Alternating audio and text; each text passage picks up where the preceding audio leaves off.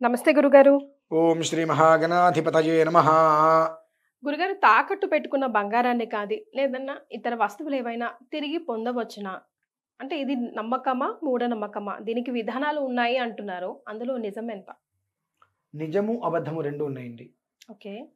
అంటే నమ్మకంతో ఉన్నప్పుడు ప్రతిదీ నిజమే. హ్మ్. నమ్మకం లేనప్పుడు నిజం కూడా అబద్ధంగానే కనిపిస్తుంటుంది కొందరికి. అంటే కొన్ని సార్లు నిజంగానే చూసాం గురుగారు. అంటే ఎక్కడైనా ఇంట్లో మనిషి ఎవరైనా తప్పిపోయినప్పుడు గానీ, చెప్పకుండా ఎటైనా ఎళ్ళినప్పుడు గానీ, మనం గురుగారి దగ్గరికెళ్ళి కొంచెం ఆరాధించండంటే, ఆ మంత్రం ఆయన ఎలా జెప్పిస్తాడో, అలా అవును. అలా తిరిగి రావడం కూడా కొన్ని సార్లు ఉన్నాయి. మనం చూసాం ఆ విధానాన్ని. ఒకసారి భారతీయ శంకర పీఠంలో మీకు ఒక వీడియో చెప్తాను. గురుగారు. అందులో కామెంట్స్ చూడండి. హ్మ్. 7 సంవత్సరాల క్రితం తప్పిపోయిన మనుషులు కూడా తిరిగొచ్చారు. వచ్చారు. అదే. కానీ ఏది నమ్మకం, ఏది మూఢనమ్మకం అర్థం కాకుండా ఉంది గురుగారు మాకు అదే కూడా. చెప్తున్నానమ్మా. ఇప్పుడు ఒక వస్తువు తాకట్టు పెట్టారు. అది బంగారం కావచ్చు, వస్తువు కావచ్చు. హ్మ్. 2 బంగారమే అనుకుందాం. తాకట్టు పెట్టారన్న విషయాన్ని పక్కన పెడితే, తాకట్టు పెట్టకుండా ఉండాలంటే ఏం చేయాలనే విషయాన్ని కూడా మనం గ్రహించుకోవాలి ముందు. అవును. మనం ఇవాళ షాపుకెళ్తున్నాం, బంగారం కొంటున్నాం, ఇంటికి తీసుకొస్తున్నాము, దాన్ని మెడలో వేసుకుంటున్నాము, రకరకాలుగా హ్మ్. చేసుకుంటున్నాం. కానీ పూర్వకాలంలో ఒక వస్తువు ఇంటికి వస్తే, దానికి కొన్ని రకాలుగా కూడా ఆ బంగారాన్ని శుద్ధి చేసేవారు. ఓకే. తప్పన్న తాడన అంటారండి. హుహు. మనం బంగారం అన్న ఏదైనా లక్ష్మీ రూపంగా మనం భావిస్తాం. హ్మ్. లక్ష్మి అంటే ఎవరు? చెంచల అంటారు. హ్మ్. అంటే ఎక్కడ స్థిరంగా ఉండేటువంటిది కాదు. అవునండి. చెంచు లక్ష్మి అంటారు కదండీ! అవును. మన అష్టోత్తరంలో కూడా ఉంటది గదా గురుగారు. చెంచు లక్ష్మి అని అంటారు. అంటే ఏంటంటే, ఎక్కడా కూడా ఆవిడ స్థిరంగా ఒక దగ్గర నిలబడదు. ఎప్పుడు కూడా అటు ఇటు ఇటు తిరుగుతూనే ఉంటుంది ఆవిడ. హ్మ్. కాబట్టి తిరిగేటువంటి ఆవిడని మనం స్థిరంగా ఉంచడం ఒక రకంగా కరెక్ట్ కష్టం. కాదు. హ్మ్. కరెక్ట్ అయిన విధానం కాదు. స్థిరంగా ఉంచాలి అంటే దానికి కొన్ని విధానాలుంటాయి. ఆ విధానాల్ని మనం అనువర్తించాలి. హ్మ్. బంగారం అనేటువంటిది రూపు కావచ్చు, ఏదైనా ఒక ఆభరణం ఇంటికొస్తే దానికి కొన్ని ద్రవ్యాలతోటి శుద్ధి చేసేవారు పూర్తిగా. హ్మ్. తపన, తాడన ఇందాక చెప్పాను మీకు. హ్మ్. హ్మ్. తపన, తాడన అనంటే దాన్ని కాల్చి కొడతారు కదా! హ్మ్. కొట్టకుండా తపనం అంటే తాపం అంటే వేడి. హ్మ్. తాడన అంటే కొట్టడం. ఓకే. ఒక వస్తువు తయారు చేయాలంటే దాన్ని కాల్చి, కొట్టి చేస్తారు చేస్తారు. రకరకాలుగా. హ్మ్. ఆ తపన, తాడన అనేటువంటిది పోవాలి. హుహుహు. వీటిలికి కొన్ని రకాలైనటువంటి ఇవి చేస్తూ ఉంటారు పూర్వంలో ఓహ్! ఓకే. చేసేవారు. సాధనలు. ఓకే. అవి చేయటం వలన శుద్ధి జరుగుతుంది. హ్మ్. అది ఇంట్లోంచి దాటి బయటికెళ్ళదింకా. హ్మ్. స్థిరంగా అయితే ఒంటి మీద ఉంటుంది. లేదంటే ట్రంక్ బెట్‌లో ఉండేది అంతే. మరి. లేదంటే లాకర్‌లో అప్పట్లో ఉంటే లాకర్‌లో పెట్టేవారు. లేదంటే గనక ట్రంక్ బెట్‌లో హ్మ్. ఉండేటువంటివి. తప్పితే ఈ తాకట్లకు వెళ్ళటాలు అవి 100కి 98% జరిగేవి కావు. మరి. ఎక్కడో రేర్ ఇంకా. హ్మ్. కానీ అంటే ఇప్పుడు అప్పటి రోజుల్లో అంత కోరికలు, అంత పోటీతత్వం ఇప్పుడున్న కాలంలో ఎక్కడుంది గురుగారు? ఇక్కడ పోటీతత్వం, కోరికలని కాదమ్మా. విధానం. ఇప్పుడు కూడా 10 మంది బంగారం కొంటే ఇద్దరి దగ్గర స్థిరంగా ఉంటుంది. 8 మంది దగ్గర ఉండట్లా. ఆ 8 మంది దగ్గర ఎందుకు ఉండట్లేదు? హ్మ్. మనం చేయాల్సిన ప్రక్రియ ఏది సరిగ్గా చేయట్లా ఫస్ట్ ఆఫ్ ఆల్. హ్మ్. 2 నీ కర్మ ప్రారంధమో, నీకున్నది సరిపోలేదనో, లేదంటే అప్పు చేసే వ్యవహారం చేశావో, ఇంకోటి అప్పు చేయటం కోసమో ఏదో నువ్వు తాకట్టు పెట్టావు. అంటే బంగారాన్ని ఒక ఇన్వెస్ట్‌మెంట్ లాగా కూడా తీసుకుంటాం గదా గురువుగారు. రేపటి రోజున అవసరం పడుతుందిలే అని. తప్పంటారా? అలా చేయకూడదంటారా? ఇన్వెస్ట్‌మెంట్ లాగా తీసుకుంటే అది మీ దగ్గర ఎందుకుంటుందండి ఇంకా? హ్మ్. బంగారం అనేటువంటిది ఒక ఆభరణం. లక్ష్మీ రూపం. ఒంటి మీద ఎందుకు బంగారం ఉండాలి అంటే, బంగారం ఒంటి మీద ఉంటే ఆయుష్ పెరుగుతుంది. హ్మ్. తేజస్సు వస్తుంది. ఆ ఐశ్వర్యాన్ని అది ఆకర్షిస్తుంది. హ్మ్. ఐశ్వర్యాన్నది ఆకర్షిస్తుంది. దానికోసమే ఈ 7 వారాల నగరం చెప్పి అదని ఎందుకు వేసుకుంటుంటారంటే, ఆకర్షణ శక్తి తగ్గకూడదు ఎప్పుడు గూడా. మామూలుగా చూడండి, ఇంట్లో స్త్రీ అనేటువంటిది ఏదున్నా లేకపోయినా ఎప్పుడూ గూడా ఏ శుక్రవారం వస్తేనో, పండగలొస్తేనే అని కాకుండా ఎప్పుడూ కూడా సర్వాంగంగా ఆభరణాలు అలంకరించుకొని ఇంట్లో ఉండాలని అంటూ ఉంటారు. ఆ మగవాడు ఎలా ఉన్నా నష్టం లేదు. స్త్రీ మాత్రం ఎప్పుడూ కూడా ఆభరణాలు ఒంటి మీద ధరించే ఉండాలి అని ఎందుకంటారు అంటే, లక్ష్మీ అమ్మవారిని ఆకర్షిస్తుంది. గురుగారు. ఎప్పుడు మన ఇల్లు దాటి వెళ్ళదు.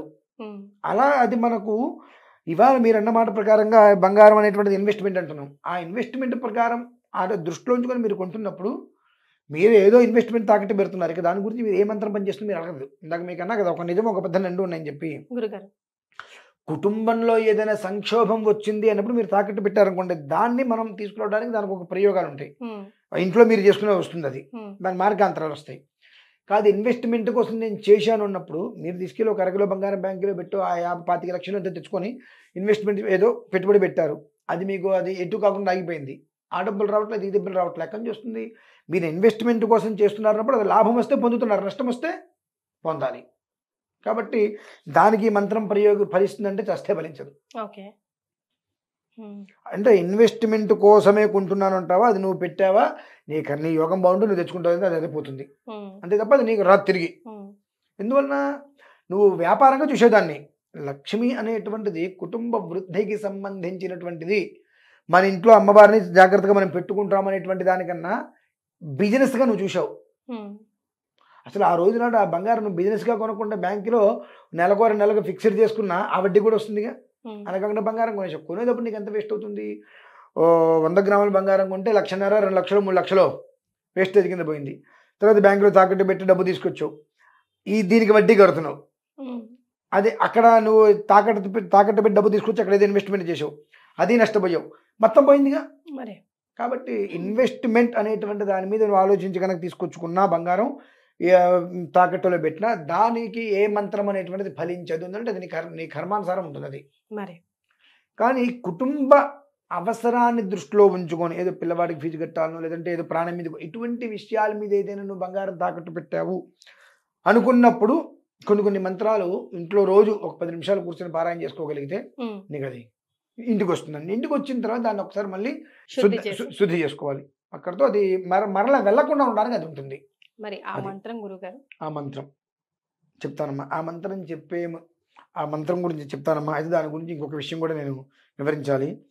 ఈ నెల 25వ తారీఖు సర్వకాల సర్వావస్థల యందు సకల మానవాళి క్షేమాన్ని కోరి మనకు తెలిసినటువంటి 18 శక్తిపీఠాలు, ఆ 18 శక్తిపీఠాలను ఏకకాలంలో ఒకే ప్రదేశంలో ఉంచి గణపతి, ఈశ్వరుడు, అమ్మవారిని స్థాపించి 18 శక్తిపీఠాలని ఏకకాలంలో చేసేటువంటి 18 శక్తిపీఠ మహాశక్తి పీఠార్చన అని మహాక్రతు అనేటువంటిది సకల మానవాళి క్షేమాన్ని కోరి మన భారతీయ శంకరపీఠం నందు నిర్వహింపబడుతుంది. దాని గురించి ఎవరైనా తెలుసుకోవాలి, ప్రత్యక్షంగా లేక పరోక్షంగా పాల్గొనాలనుకున్నట్లయితే కనుక మీరు భారతీయ శంకరపీఠాన్ని సంప్రదించి పూర్తి వివరాలు మీరు తెలుసుకోవచ్చు.